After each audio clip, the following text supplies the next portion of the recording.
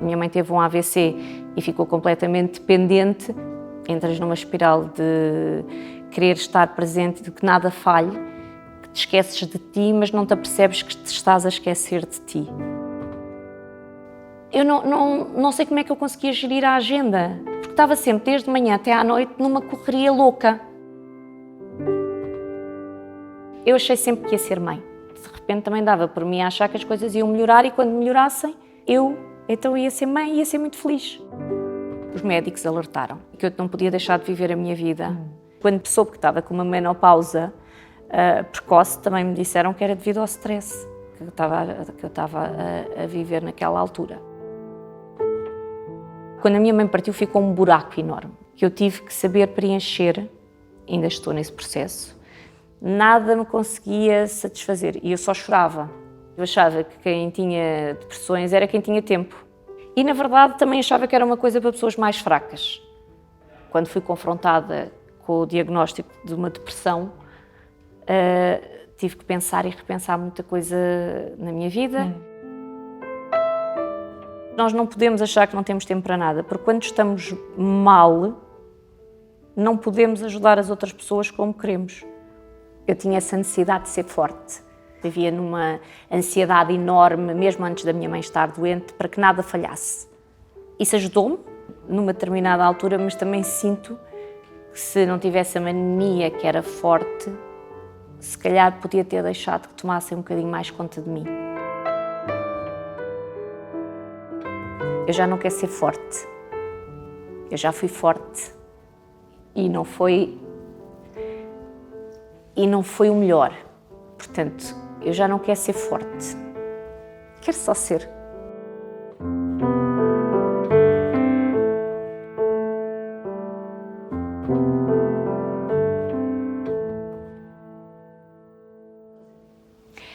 Há uma Liliana antes e uma Liliana depois da perda da tua mãe?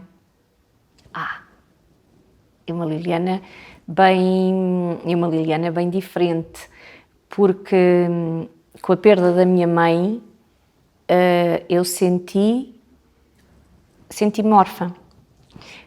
Nós usamos esta palavra muitas vezes ao longo da vida, mas só quando já não temos o pai e a mãe é que sentimos o que é realmente ser órfão. E ser órfão é contas contigo. Só contas contigo. Aquelas pessoas que tu sabes que dariam a vida por ti, não que tu quisesses que dessem a vida por ti, mas que fariam tudo, já não estão cá. E tens amigos, tens marido, tens irmãos, mas pai e principalmente a mãe, quando partem, é um buraco. Quando a minha mãe partiu, ficou um buraco enorme que eu tive que saber preencher. Ainda estou nesse processo. E a palavra órfã foi uma coisa que é muito triste. É uma palavra muito pesada. É muito pesada e é triste. Porque a orfandade é a solidão, ficamos mais sós, ou somos obrigados a ficar mais fortes? É por onde essa carga? Que, para mim, no meu caso, foi só. Mesmo com os melhores amigos, com uma família, primos, e o meu irmão e tendo a minha sobrinha, mas foi o ficar só. Eu tinha uma relação com a minha mãe muito... Éramos muito uma com a outra. Eu ligava à minha mãe, por incrível que pareça, e na agitação da nossa vida, umas 5 ou 6 vezes por dia, ou se não ligasse, eu ligava à mãe, e estava sempre com a minha mãe todo o tempo que podia, mesmo em trabalhos que eu ia para fora, ficava fins de semana em trabalho, se houvesse forma de levar a minha mãe comigo, eu levava a minha mãe comigo para o trabalho. Não ia exatamente para o sítio das reportagens ou para as apresentações de eventos, não ia, mas ia comigo, ficava no hotel, depois eu terminava e no dia seguinte íamos passear. Portanto, havia... e contava tudo. Eu terminava, olha, imagina, hoje terminava esta entrevista, a primeira coisa que eu fazia era telefonar à minha mãe. E passado este tempo todo, nós estamos em televisão e sabemos a linguagem dos frames. Um segundo divide-se em 25 frames, não é? Eu, por frames, ainda pego no telefone para ligar. Passados 6 anos. Passados 6 anos.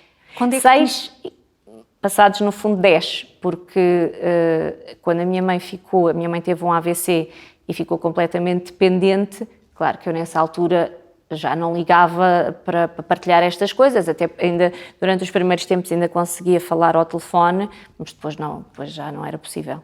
Portanto, passaram 6 anos da partida da tua mãe e 4 em que foste uma das cuidadoras. Sim. Quando é que começaste a sentir que isso estava a mexer com a tua saúde mental, com o teu equilíbrio?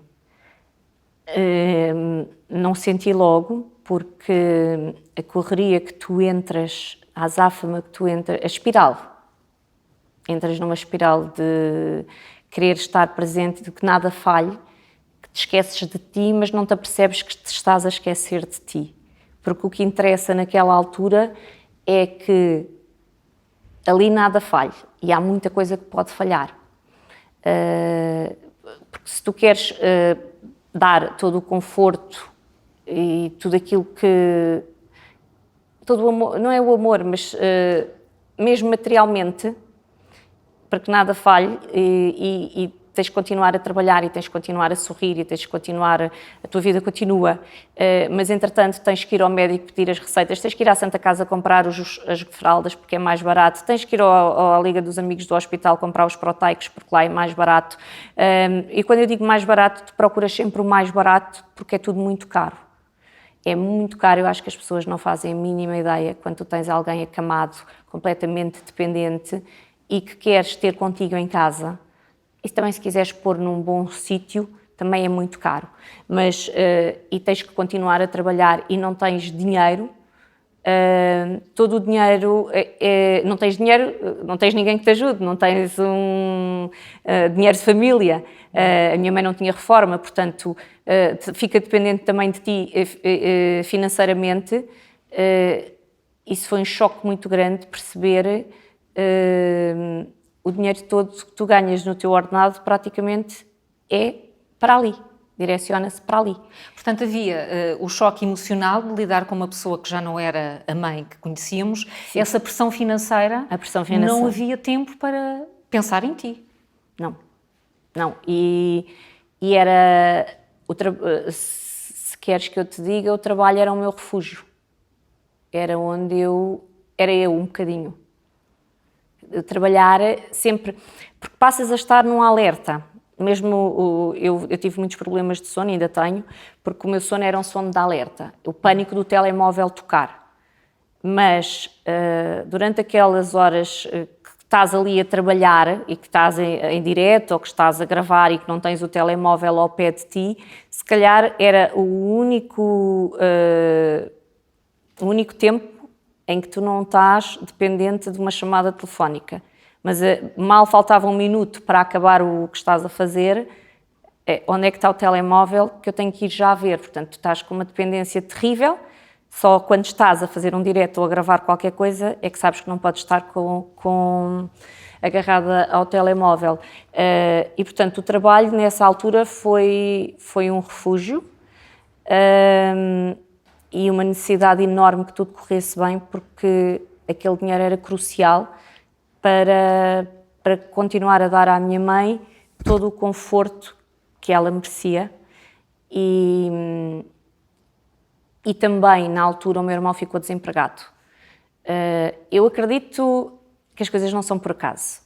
E acredito que o meu irmão ficou desempregado e a empresa dele deu insolvência, ele não recebeu indenização nenhuma, mas para ele poder ficar em casa com a mãe.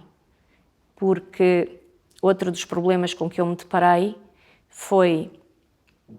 eu precisava de alguém que estivesse com a minha mãe durante o dia, eu não tinha dinheiro para pagar a uma pessoa que estivesse durante a noite, portanto dividia com o meu irmão, principalmente ele, porque eu trabalhava à noite, tarde-noite, e também foi numa altura que coincidiu com o divórcio dele e ele teve que voltar para a casa da minha mãe, exatamente pouquinho tempo antes da minha mãe ter o AVC. Acho que tudo se conjugou para ele estar lá. Sim, no meio das dificuldades, houve algumas coisas que não correram tão mal. Sim, na altura parecia que tudo estava a descambar, não é? Mas foi muito difícil encontrar pessoas com currículos fantásticos, mas depois que na prática percebessem o que era importante para nós e principalmente para a minha mãe. E encontrei pessoas horríveis, más, e encontrei 2 anjos, principalmente, que ficaram depois com a minha mãe até ao fim, e a quem eu serei eternamente grata, porque a amavam. Aquilo não era o trabalho, porque muitas das outras pessoas era quase como se fosse um papel que estava ali, que podia ficar em cima da secretária e na segunda-feira voltavam a pegar no trabalho. Não. E não podias faltar ao trabalho só porque sim. Porque quando tu faltavas ao trabalho havia uma pessoa que precisava de comer, da higiene, e eu, como estava a trabalhar, estava a contar com aquilo, não é? Dos medicamentos, a princípio também. E, portanto, a partir de uma certa altura, eu e o meu irmão percebemos que um de nós tinha que estar sempre presente. E nunca largámos a minha mãe, ou ele ou eu. Mais ele, nessa parte de estar ali, e eu na logística toda de andar sempre para trás e para a frente com médicos, hospitais, exames, chamar isto, chamar aquilo, fazer... É tanta coisa, Carla, que eu hoje em dia, eu não sei como é que eu consegui. Porque eu hoje em dia não faço 1/3 da minha vida das coisas que eu tinha que fazer. E se tivesse que fazer, eu não sei como é que eu conseguia gerir a agenda. Porque estava sempre, desde manhã até à noite, numa correria louca. E quem estava à tua volta nunca te alertou para isso? Começa a haver alguma sensibilidade para o papel do cuidador? Nunca ninguém te chamou a atenção para isso? Não, porque as pessoas acham que ela trabalha em televisão, ganha muito dinheiro. Tem o marido que tem um resort nos Açores, portanto não precisa. E as coisas não são assim. Tu sabes que em televisão contam-se pelos dedos das mãos, provavelmente, aqueles que têm ordenados milionários, e depois nós temos muitas vantagens. Sim, tenho, agradeço, tive oportunidades na vida de fazer coisas únicas, mas o nosso ordenado é talvez um bocadinho acima da maior parte das pessoas, mas não são ordenados milionários. E eu, para poder ter a minha mãe com as condições que eu queria, eu tive que alugar a minha casa. E tive que vender outra casa, porque de repente fiquei sem os inquilinos e pensei, bem, eu não vou ter dinheiro para aguentar a pagar mais esta renda, e foi assim, sou péssima em negócios, péssima. E ali nunca vi ninguém vender uma casa e ainda ficar a perder dinheiro. Uma casa bem localizada, eu não sei, mas com o pânico, aconteceu-me, com o pânico de ter que ficar com aquela despesa, mais uma despesa, quis tanto despachar aquilo, que hoje em dia penso, meu Deus, que burra, mas eu não podia ter mais uma despesa a acrescentar, porque eu tinha o meu irmão desempregado, tinha a minha mãe naquelas condições, o meu irmão tem uma filha que é o meu amor maior, que é a minha Carolina, e portanto o dinheiro estava todo destinado. Portanto, qualquer coisa que fugisse do meu controle ia ser um problema. Ao mesmo tempo, estavas numa corrida contra o tempo, foi uma expressão tua, porque ao mesmo tempo estavas a tentar engravidar. Eu não estava logo a tentar engravidar quando isto... Sabes, quando nós pensamos que temos tempo, não temos tempo. O tempo... eu aconselho todas as mulheres, todas as senhoras, pelo menos a fazer uma coisa que eu gostaria que me tivessem alertado, que é congelar os óvulos, a partir de uma determinada idade. Eu achei sempre que ia ser mãe. Tenho um instinto maternal muito forte, gosto muito de crianças, e achei sempre que ia ser mãe. Mas também, das relações que eu tinha tido, eu não tinha encontrado aquela pessoa que achava que era o pai ideal para os meus filhos. Sempre fui muito de pensar, se calhar, se não tivesse pensado, tantas coisas tinham sido de outra forma. E, entretanto, que eu conheço o Rodrigo já há muitos anos. Eu e o Rodrigo apaixonámos-nos, E está aqui o pai para os meus filhos.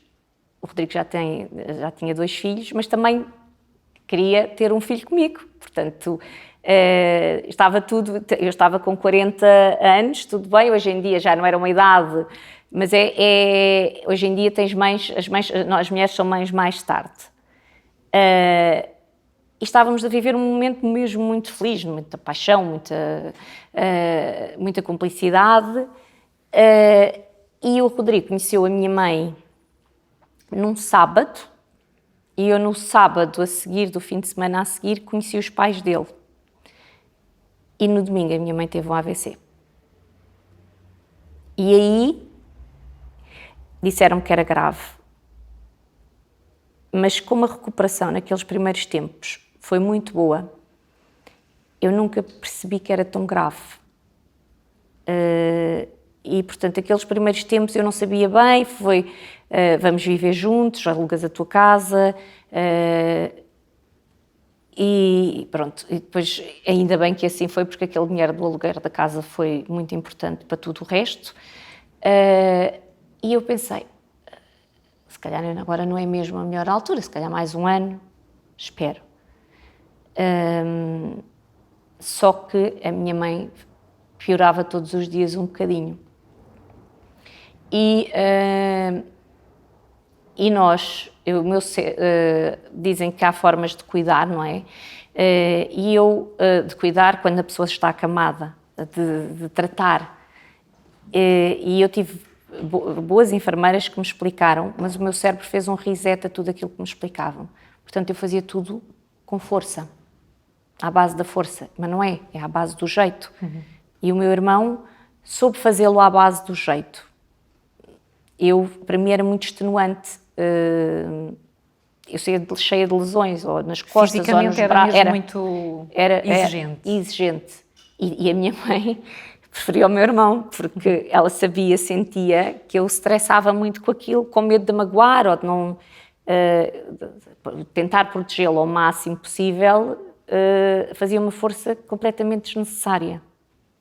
Mas eu não aprendi, e hoje em dia não sei, também não quero saber como é que se faz.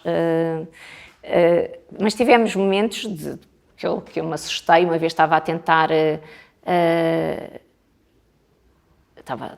mudar, virá-la, e tive que agarrar nela, e de repente caímos as duas. E eu fiquei por baixo e pensei, só estávamos as duas em casa. Comecei-me a rir, tipo a disfarçar. E a minha mãe tinha ausências, mas também tinha momentos muito presentes. Também se começou a rir e tirar... Era muito magrinha, a minha mãe era muito magrinha mesmo, sempre foi. E depois com a doença ficou mais ainda. Mas pesava muito, porque fica um peso morto, claro. Não é? E aquele momento de pânico de... Como é que eu vou tirar a minha mãe de cima de mim e depois como é que eu a ponho na cama? Lá conseguimos. Mas fiquei fisicamente completamente exausta, mas o importante era que a minha mãe não passar o stress para a minha mãe. Depois até a consegui agarrar e disse, já não danças há tanto tempo, vamos lá, não sei o que. Foi assim uma coisa meio estranha, mas pronto, quando a vi deitada na cama, novamente foi assim, consegui. Mas isto para te dizer que fisicamente pensei, não posso engravidar, porque eu tenho que fazer isto. Claro que podia ter engravidado. Claro que podia, porque o meu irmão estaria lá, as outras pessoas estariam lá, mas é o estar a adiar. É o não se pôr em primeiro lugar. Eu quando digo que podia ter engravidado, na verdade, eu não sabia se depois ia ter dificuldade ou não em engravidar, mas a ideia, se estivesse tudo bem, podia ter começado a tentar muito antes e provavelmente podia ou não ter acontecido, mas é sempre a pensar positivamente que podia ter engravidado. E se não pudesse pegar na minha mãe, havia quem me ajudasse. Só que eu também sempre tive a mania que eu é que sei fazer as coisas. E esta conversa que eu te digo hoje em dia, que o meu irmão sabia fazer muito, isto foi mais tarde que eu constatei, porque eu tinha que estar lá. Eu tinha que ser... E isso foi outra das coisas que eu fazia diferente. eu sempre fui, eu tive muito cedo que começar a tomar decisões difíceis, porque eu perdi o meu pai muito cedo, com 24 anos. Fiquei eu a gerir uma casa, porque a minha mãe nunca tinha trabalhado, o meu irmão ainda estava a estudar, e eu tive essas responsabilidades. E então comecei a decidir coisas que nem sabia o que é que estava a decidir. É por aqui ou é por ali? É para ir por aqui, porque eu estou a dizer que é para ir por aqui. Estou-te a falar, imagina, coisas de comprar uma casa. Nunca tive ninguém que me elucidasse exatamente, é melhor por causa disto, do spread, agora não vou falar nada dessas coisas, mas foi sempre tipo conselhos do senhor do banco, que se calhar estava-me a dizer aquilo que era melhor para ele. Não tive um pai. E a minha mãe também não percebia nada dessas coisas. Portanto, eu é que decidia. E uma vez tive a conversa com um médico, estavas a perguntar se me alertaram, os médicos alertaram, que eu não podia deixar de viver a minha vida, e que era importante não deixar passar a vida ao lado. Mas não ouviste, portanto? Não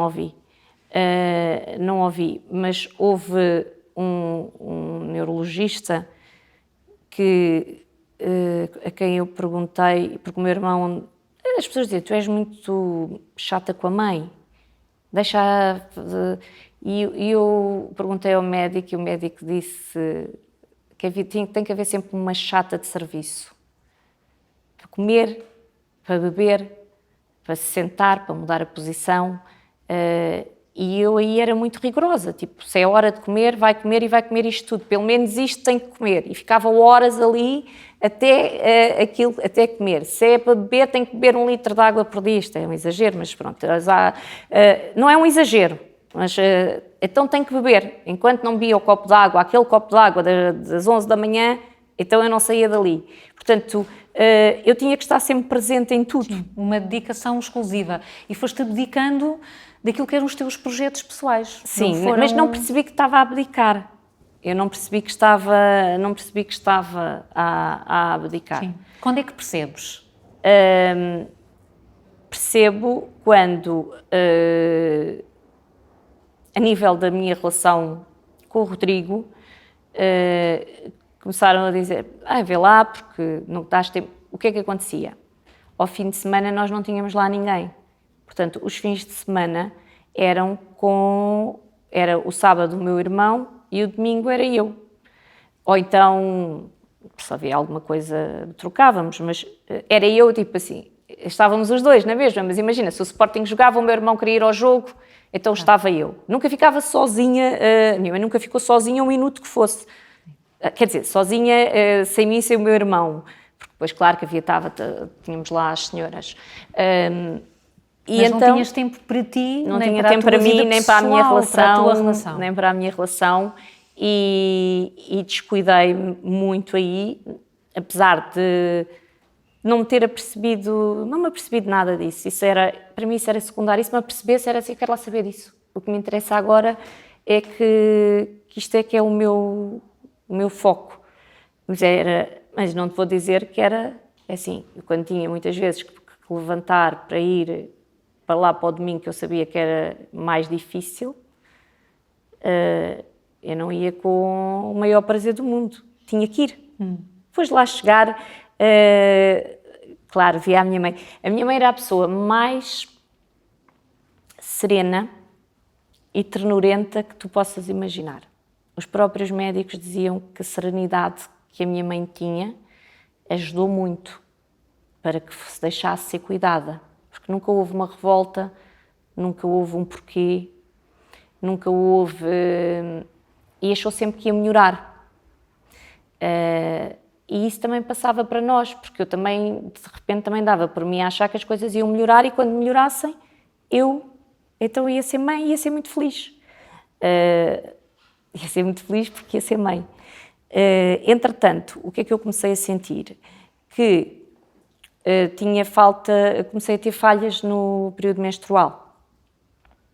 Quando estava cá, nesta azáfama toda, tinha falhas. Imagina, depois conseguia ir de férias e consegui fazer férias, 1 semana, 15 dias. porque tinha uma prima minha, também a quem sou muito grata, que nessa altura ficava com o meu irmão a tomar conta da minha mãe, quando o meu irmão, coitadinho, ele nem queria ir, mas às vezes cedo, um fim de semana, ficava então a minha prima para me ajudar, principalmente nessa parte da logística das fraldas e de tudo o que implicava virar e mudar e não sei o quê. E aí, quando eu estava descansada, se eu descansasse um bocadinho, esse mês já voltava a ser regular. E, portanto, achavas que tinha a ver com stress, com o ritmo de vida? Completamente. Não era? Completamente, não era. Uma parte pode ter sido, foi o que os médicos disseram, porque eu depois, quando soube que estava com uma menopausa precoce, também me disseram que era devido ao stress que eu estava a viver naquela altura.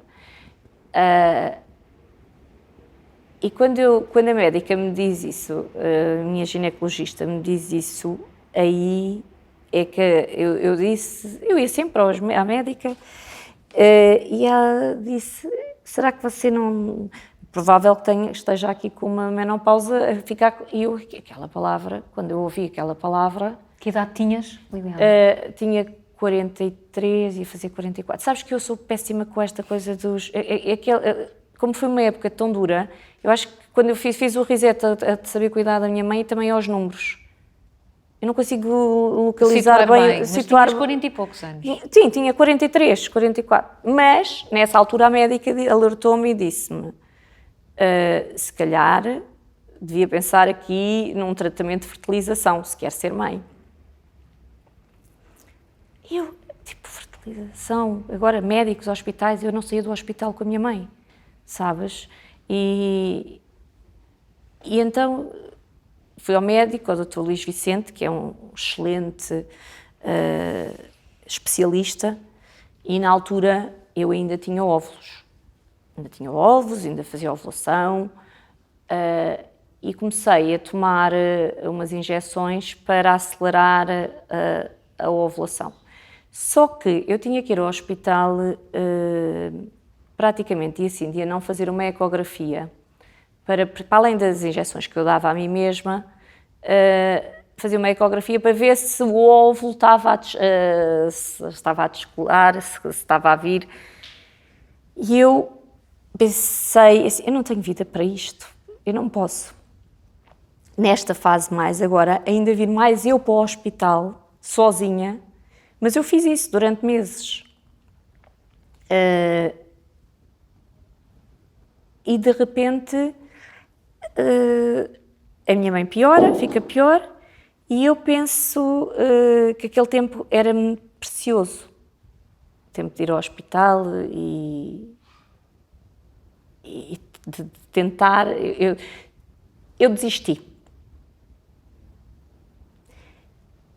Porque depois dali, se aquele tratamento não desse, ainda há outros, há vários, mas eu não tinha tempo. E então eu dei por mim um dia, era um massacre para mim ir ao hospital fazer aquilo, era um massacre para mim estar a dar as injeções à noite, porque eu já estava tão traumatizada com todos os tratamentos que nós tínhamos que fazer à minha mãe, porque de repente a casa transformou-se num hospital. Mesmo num hospital, com a ajuda dos médicos do Hospital Garcia da Horta, a quem eu sou muito grata,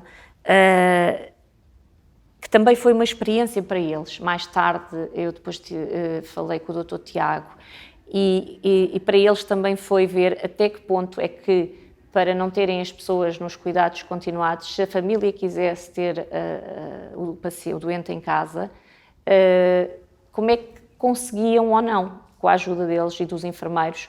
Nós, qualquer problema que houvesse, podíamos ligar a qualquer hora, que vinha um enfermeiro, a partir de uma determinada altura, porque estávamos sempre com atenção, estava a receber soro, estava a receber, agora esqueci-me, mas era também intravenoso, e nós tínhamos de estar sempre a controlar se estava a correr, se não estava a correr, medir os níveis da coagulação do sangue. Nós, de repente, já éramos um bocadinho médicos, eu e o meu irmão, já tínhamos que tomar, por vezes, decisões difíceis, porque a nível da coagulação do sangue, a minha mãe tomava o Varfin. O Varfin qualquer coisa, não um copo de água, mas imagina uma salada, pode mudar-te a coagulação do sangue. E fazíamos as análises e aquilo tinha que estar entre o 2 e o 3.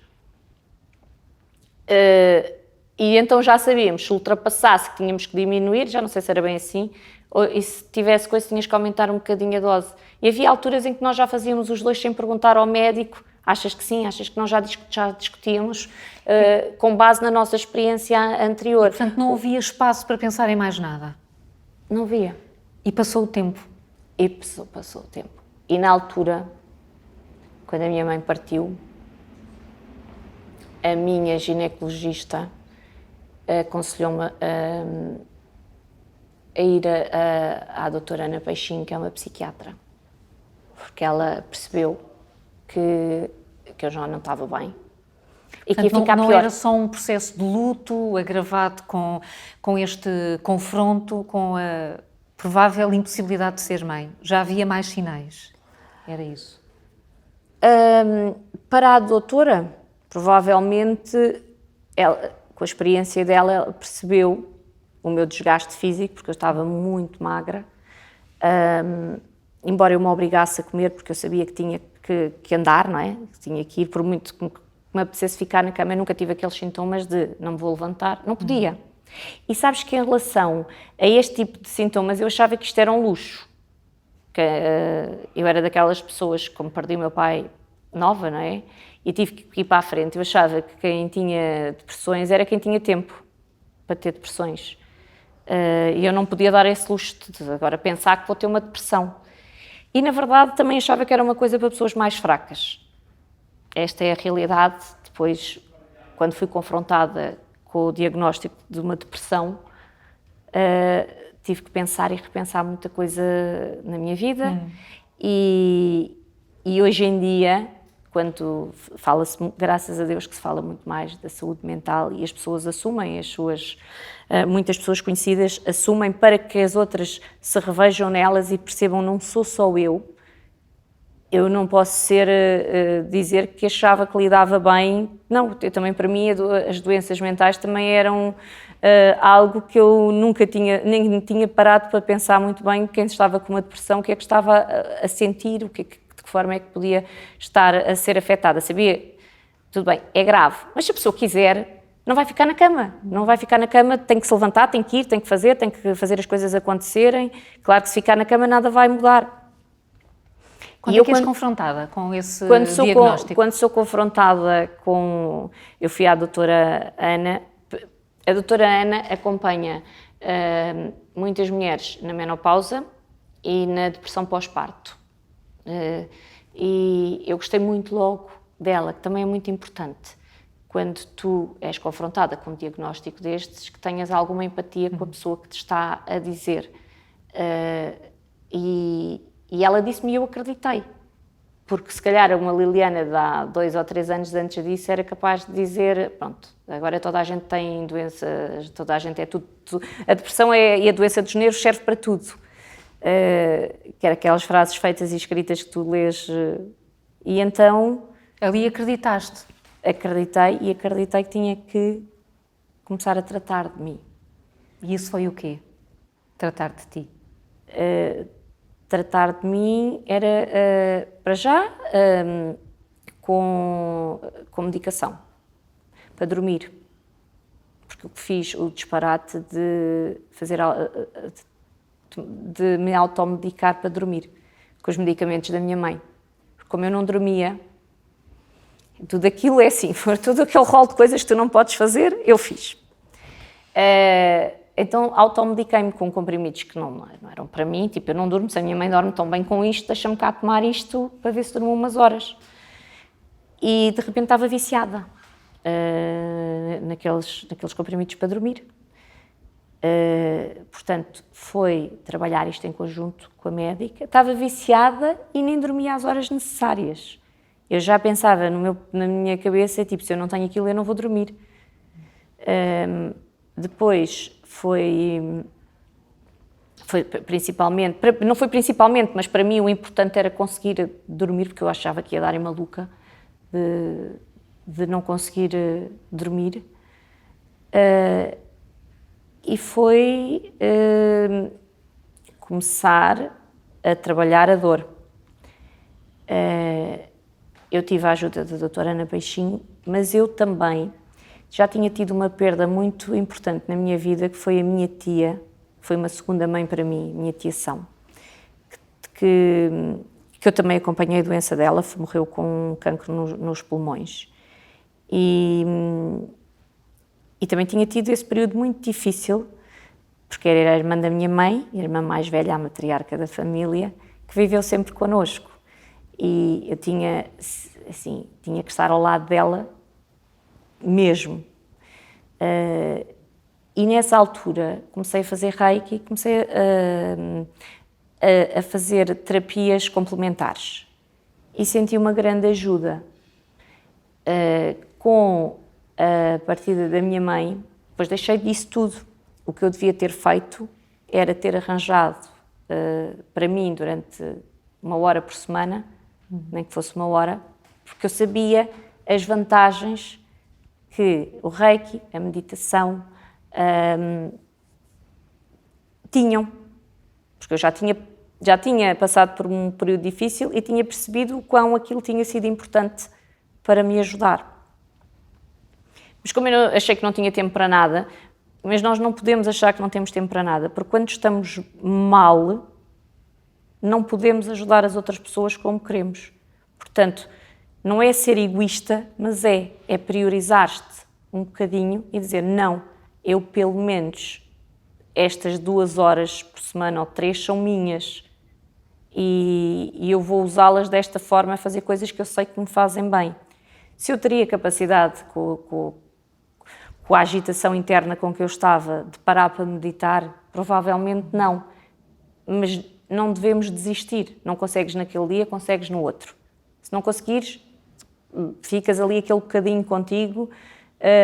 Devia ter-me dado esse espaço e esse tempo. E não deste, só depois dessa primeira consulta? Foi logo na primeira consulta, não. Não foi, porque quando a minha mãe partiu, eu que queria tempo, depois tinha todo o tempo e não sabia o que é que havia de fazer com ele. Aí fica esse buraco enorme. Eu que tinha tempo para ficar a descansar, para ficar na ronha, para ficar a ver séries ou a ver um filme, eu não queria ver nada, não queria nada, nada me conseguia satisfazer e eu só chorava. Aliás, durante a doença da minha mãe, eu chorei muito. E eu acho que me fez bem. Na verdade, dizem que é por cá para fora deixar sair tudo o que está cá dentro, mas eu própria já não me aguentava sempre a chorar também, na verdade era isso. Mas não é que eu acho que tenha feito mal chorar, acho que até me fez bem. E durante aquele tempo que se seguiu, não era fácil para as pessoas que estavam comigo, para o Rodrigo não era fácil, porque eu não queria fazer nada. E aí sim estás com a depressão. Foi o teu pior momento? Foi esse? A seguir à partida da minha mãe, sim. Porque quando a minha mãe partiu, eu própria não queria. Eu já pedia a Deus para a levar, porque o sofrimento já era muito, o sofrimento em que a minha mãe estava. E porque depois começaram a abrir as escaras. E isso é das coisas mais horríveis e mais terríveis que tu podes ver uma pessoa que tu amas, vês a carne a rasgar como se fosse papel. E com isso eu não conseguia lidar. Eu estava a tratar dela e chorava, mas a minha mãe acho que ela já não percebia, mas percebe, porque as mães percebem sempre tudo, não é? E aí eu já pedi a Deus para a levar. Eu sou católica e sou praticante, e acredito, já disse aqui, não é? E tive muita fé, sempre, e ajudou-me muito a fé que eu tive. Para não desistir, para não... Claro que eu também não tinha hipótese de desistir. Desistir não era opção, mas... Para continuar com a mesma determinação, não é? Sim, o ritmo foi sempre o mesmo. Até ao dia... Até uma semana depois da minha mãe ter partido. Aí é que eu fiquei Porque depois, quando a minha mãe partiu, eu quis ir agradecer a todos os médicos, minha mãe partiu dia 3 de janeiro. Esse Natal foi horrível. E o Natal nunca mais voltou a ser para mim aquilo que era uma alegria, e era uma festa fantástica de família e de partilha, e nós éramos sempre celebrar, porque somos católicos, portanto o Natal era a celebração do nascimento de Jesus, e era uma festa de tipo casamento cigano, de 3 dias, vinham os primos, e a minha mãe ainda era o elemento agregador dessa festa, mas o último Natal foi tão triste, tão triste, tão triste, e já a minha mãe estava mesmo muito, muito, muito doente, e isso é uma das coisas que eu trabalho, ainda estou a trabalhar, é conseguir voltar a viver um Natal como eu sei, como fui ensinada e como eu sei que a minha mãe deseja que volte a ser. E quando digo o Natal, há outros momentos que ainda são muito duros, mas o Natal porque a vi sofrer muito e porque me fui muito abaixo. Também porque pude ir abaixo, porque a família veio. E então, como eu tenho uma prima minha que foi criada pela minha mãe, que é enfermeira, mas que vive em Santo André, ela estava lá nesses dias e eu senti que podia ir abaixo. E há uma coisa que aconteceu, como te disse, eu ou o meu irmão estávamos sempre presentes. E na noite que a minha mãe partiu, nem um nem outro estava. E eu não sei se isto para as pessoas é estranho, mas eu acho que a minha mãe esperou que nós não estivéssemos para partir, porque nós, de uma forma egoísta, prendíamos-la ali, connosco. E nesse dia, como estavam as minhas primas, o meu irmão tinha ido ao futebol, que era a única coisa que ele fazia, e eu tinha ido passar uns dias com o Rodrigo fora, e sempre controlar tudo através do telefone. E quando cheguei... outra coisa que aconteceu. A minha mãe esteve sempre em casa, mas já estava muito mal e 3 dias antes teve que ir para os cuidados continuados. E, na verdade, eu acho que ela também não quis partir em casa, para não ficar essa memória. Para quem depois fica lá. Mas passaram-se 6 anos e quando a minha mãe partiu eu quis mudar a casa toda por causa do meu irmão e da minha sobrinha. A casa toda, quer dizer, dentro dos limites, mudar as almofadas, pintar, mudar o quarto da minha mãe, mudar para ser outra coisa, para não ficar ali aquela imagem. E depois nunca mais consegui entrar lá em casa. Nem hoje, ainda não... É outra coisa que eu tenho que resolver em mim, porque eles vivem lá, eles vivem lá, claro. Eu no início tratei de tudo, não sabia, mas era para não ir lá tão cedo. E entretanto já se passaram 6 anos e eu sei que eu tenho que ir lá agora, que aquilo, uma sobrinha e um homem a tomar conta daquilo, apesar da pessoa que vai lá à casa limpar ser assim, tipo, das pessoas que eu mais confio deste mundo, preciso de ir lá e eu tratar até mesmo das coisas da minha mãe. Portanto, Liliana, ainda estás num processo muito, muito doloroso. Profundo, ainda tens muitas coisas para resolver nesta altura. Mas o caminho já foi sim, sabes, percorrido. Porque eu quando fechava os olhos, eu disse que ficou um buraco enorme, eu quando fechava os olhos eu só via sofrimento. E a minha mãe não era sofrimento. A minha mãe era amor. Era uma pessoa... muito... Era amor. Eu acho que a minha mãe é amor, era amor. E, portanto, eu não podia guardar dentro de mim as memórias que estavam, eu tive que as substituir daquela dor toda, daqueles 4 anos, porque eu fechava os olhos e eu só via dor, só via sofrimento, só via aquelas feridas, só via aquilo tudo, e então eu tive que fazer este trabalho, e ainda estou a fazê-lo, de substituir estas imagens pelas imagens dos momentos felizes. Da minha mãe connosco, feliz, a cantar, que ela gostava muito de cantar e fez parte, e cantava muito bem, adorava ópera. Eu, na altura, achava uma seca ópera. Tipo, ópera, Até tinha vergonha quando iam lá os meus amigos a casa e a minha mãe estava a ouvir ópera. De repente deu por mim, mas depois, isto já mais velha, ainda estava a minha mãe bem, comecei a ir à ópera com a minha mãe porque ela gostava, não era porque eu gostasse. E hoje dou por mim a gostar de ópera, porque acho que estou mais perto dela quando ouço ópera. E lamento imenso não ter falado mais com ela sobre outras áreas de ópera, para ela me dizer o que é que sentia, para poder comparar. Outra coisa, eu nunca gostei de azul escuro. Isto é ridículo lá para casa, mas são as coisas que a minha mãe adorava, azul escuro. O branco e o azul escuro eram as cores preferidas dela. E eu achava o azul escuro uma cor, olha, muito beta, na verdade. Era assim uma coisa muito... Assim, a minha mãe dizia, ai, fica tão bem, fica tão bem. E o azul é o pó de arroz das morenas. Quer dizer que todas as morenas com azul ficam bem.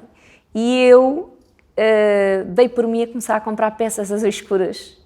Primeiro pijamas e hoje em dia tenho muita roupa azul escura, porque eu sei que onde está feliz de me ver de azul escuro. Hoje não vim de azul escuro, mas está feliz de me ver de azul escuro e eu já gosto de me ver de azul escuro. Portanto, isto Portanto, o teu processo de superação da depressão é uma reconciliação com as memórias da tua mãe, é uma forma de te aproximares dela. É assim que vais sair... Experimentei uma terapia alternativa, complementar, não se diz alternativa, complementar, que se chama constelações familiares, que te ajuda a perceber qual é que é o teu papel. Ninguém te diz nada, tu é que chegas lá. E o porquê? Porque tive muitos porquês, não é? Porquê que eu não fui mãe? Porquê que Deus não quis que eu fosse mãe? Porquê que a minha mãe, que é só a melhor pessoa que eu conheci no mundo e que toda a gente diz a mesma coisa, teve que sofrer tanto? Porquê que quando eu encontrei o Rodrigo e queria tanto ter vivido esta relação, o início desta relação de uma forma plena, não tive essa oportunidade? Porquê que eu não consegui construir no início a relação que era preciso também com estar presente com ele, com os filhos dele, porquê que tudo me aconteceu? Mas depois as coisas, tudo tem um propósito. Já encontraste respostas para esses porquês? Não. Para tudo não. Nem acho que nem nunca vou encontrar. Mas já há uma parte de mim que apaziguou a dor. Já consegui, como estavas a dizer, fechar os olhos e conseguir ver a minha mãe como ela era, embora não seja sempre. Aqueles momentos ainda estão dentro de mim. Eu também não sei se alguma vez vão desaparecer, porque fazem parte da minha vivência, não é? Fazem parte do pior período da minha vida, portanto eu não sei se alguma vez esses momentos vão desaparecer. Mas para além de ter as consultas com a psiquiatra, para além de ter estado com a psicóloga, eu também encontrei muita ajuda nestas terapias complementares. E de repente eu pensava, bem, não estou a ocupar eu estou a ocupar o tempo, porque eu de repente já tenho que ir aqui, já tenho que ir à psicóloga, já tenho que ir à Joana, que era a minha terapeuta das constelações, já vou fazer reiki, já vou fazer meditação, eu já estou a ocupar o meu tempo. E isso ajudou-me muito. Ainda tomas medicação para dormir? Para dormir, sim. Sim, é única? É única, sim. Eu a nível da medicação que tomei para a depressão, não estive muito tempo medicada. Isso foi uma das coisas, fiz o desmame rapidamente. Para dormir já não estou com aquela medicação forte, consigo muitas vezes à base de coisas naturais, mas tenho que ter comigo aqueles medicamentos mais fortes que eu não consigo perceber. Porquê? Porque entretanto já estive em clínicas do sono, a tentar perceber, passar lá noites toda ligada e não sei o quê, para conseguirem perceber o que é que ainda mexe com o meu sono, porque não é a dormir, eu não tenho insónias, eu não acordo ao meio da noite, eu tenho muita dificuldade em adormecer. Mas aí também a parte hormonal, que tem a ver depois com a menopausa, sim, também teve muita influência. Sim, houve uma conjugação de fatores.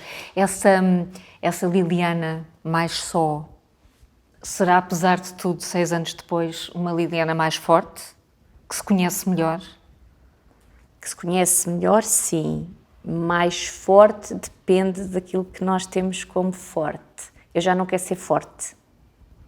Eu já fui forte. E não foi o melhor. Portanto, eu já não quero ser forte. Então agora queres ser o quê? Quero só ser. Eu tinha essa necessidade de ser forte. Para tomar conta da minha mãe, para tomar conta do meu irmão, para provar que era capaz, para, sei lá, para que nada falhasse. Vivia numa ansiedade enorme, mesmo antes da minha mãe estar doente, para que nada falhasse. Isso também tem muito a ver com a tua forma de ser. Há pessoas que não são assim, não é? Não tem nada... e de cumprir, não vacilar. Isso ajudou-me numa determinada altura, mas também sinto que se não tivesse a mania que era forte, se calhar podia ter deixado que tomassem um bocadinho mais conta de mim. E não deixei. E não liguei nenhuma àquilo que os médicos diziam, e não deixei quando as pessoas se aproximavam a dizer qualquer coisa, tipo, vocês nem fazem a mínima ideia, não imaginam, portanto cá nem quero saber do que é que estão a dizer. E hoje em dia, porque tenho falado com pessoas que são cuidadoras, a primeira coisa que eu digo é para cuidarem delas também, para não se deixarem sugar por essa espiral em que se entra e que é muito fácil entrar. É muito fácil. O difícil depois é sair. Portanto, é sempre o conselho que eu dou, embora saiba que muitas vezes não é possível, porque as pessoas estão... A preocupação, é tanto tipo de preocupações e não há ajudas, Carla, não há ajudas neste país para os cuidadores. E por isso é que nós vimos também, os nossos velhotes são muito maltratados. Eu muitas vezes estava com a minha mãe no hospital, mas eu podia levar a minha mãe ao hospital. E eu vi os senhores e as senhoras de manhã, naquelas consultas muito cedo, a subirem aquela rampa e só me apetecia ajudar todos, sabes? E hoje em dia eu penso, se me saísse o Euromilhões, não me vai sair porque eu não jogo. Portanto, é sempre aquela coisa... Mas pronto, se eu fosse rica, há muitas pessoas que precisam, não é? As crianças, os animais. Mas eu lidei de perto, durante muitos anos, com as pessoas, com os velhotes. E velhote é uma palavra que eu gosto muito, não é? Não, para mim não é um velho, não é uma coisa... É desinteressante. Para mim, velhote é sabedoria. E vi tanta necessidade. Eu vi uma senhora que estava, minha mãe às vezes ficava internada, uma senhora com o pé de quem a minha mãe ficou, que fingia que estava pior, para o médico não lhe dar alta, porque ela não queria ir para casa. E vi outros que ligavam 500 vezes para os filhos os irem buscar e não iam. E vi outros que os filhos não tinham como os ter. E tinham que os colocar em lares sem condições nenhumas. Há de tudo. E tu vês, e nós agora vivemos mais anos e não nos preocupamos com a qualidade de vida que vamos ter. E tu vês as pensões miseráveis que existem e no nosso tempo vai ser pior, porque da forma como está a segurança social. E vamos viver mais com menos qualidade de vida. E isso para mim é muito assustador, porque eu estive em contacto com esta realidade muito tempo. E durante a pandemia eu fiz voluntariado com velhotes, através da paróquia, E convivi muito com eles, chatos, quererem fazer as coisas à maneira deles e depois, de género, não pode... Aqui havia aqueles, não importa morrer, se morrer, morri, já não estou cá a fazer nada. E eu disse, está bem, mas depois não é a forma como morre, é que não vai poder ter os seus filhos, não vai conseguir respirar, tipo, meter-lhes medo e não sei o quê. E depois tinhas aqueles que tinham tanto medo, tanto medo, tanto medo, que mal respiravam. E eu não sentia que era a pessoa indicada, eu podia-lhes fazer os recados. Que eles não podiam vir à rua. Estou mesmo a falar do primeiro confinamento, porque eu podia conduzir, como estava a trabalhar, e podia conduzir. E então, quando eu digo chato, é tipo, eu ia ao supermercado às compras, que eu detesto ir às compras, mas como eles precisavam, ia. E então dizia, dona Antónia, não era Antónia, mas não vou dizer o nome das pessoas, não tem aqui o detergente que disse que queria, não sei o quê. Menina, então tem que ir ao outro lado, não sei o quê. Eu não posso ir ao outro lado, tenho que levar outro dos que está aqui. E coisas destas, mas que depois, quando estava a conversar com eles, eram de um carinho e de uma sabedoria tão enorme. E eu pensava assim, eu não vou aguentar mais quando me pediram para fazer mais de um mês, eu não aguento mais um mês. Mas depois aquilo que tu trazes é tão maior do que aquilo que tu dás, que valeu a pena. Mas eu optei por estar a fazer voluntariado com as pessoas mais velhotas, porque acho que elas precisam mesmo de muito apoio.